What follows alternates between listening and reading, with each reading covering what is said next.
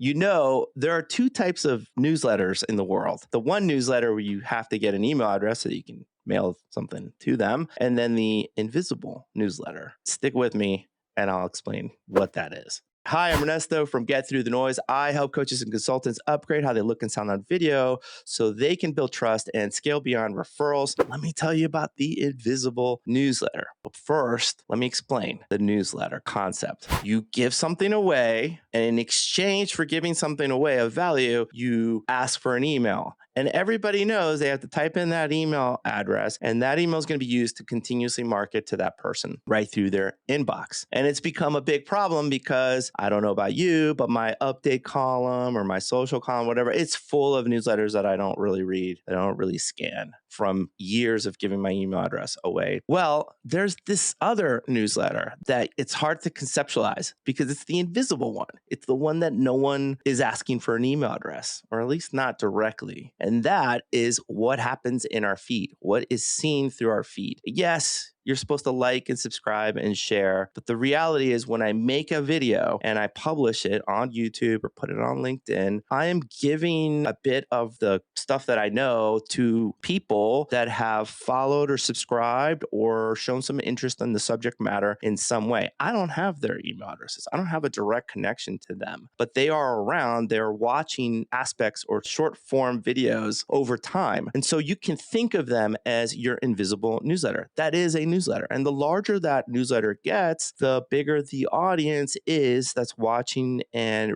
consuming the content that you're sharing. So having some consistency around what is it that I talk about, what is the business that I'm in, what are the expertise that I offer, it's going to be really important to share to that invisible newsletter. And the whole point of this invisible newsletter thought process, or what we do, is to build trust, is to tell people who you are and the way you are, the way you come across, and the expertise that you offer, so that people can self-qualify themselves into deciding, yeah, I really trust this guy's information. I like what he's telling me. I'm learning from this set of videos. And then the algorithm picks up on that and they start matchmaking over time. You show up more and more and more in their stuff because those are the people that are interested in you, as opposed to everyone else that came across your video and were like, nope, this is not for me. I don't like this guy in this hat and his headphones, right? I don't want to know more about whatever marketing for coaches and consultants. Fine. That's not my audience. My audience is the guys and the ladies in the invisible list. I got to start to give content to them well before I ever ask for one of their email addresses to just send them another newsletter. Let me know if you've thought about the invisible newsletter that you have in your world, and if you've tapped into it or you're doing something about it, or for your company or for yourself. I'm curious to know what world you're in. Please drop a comment. Take care.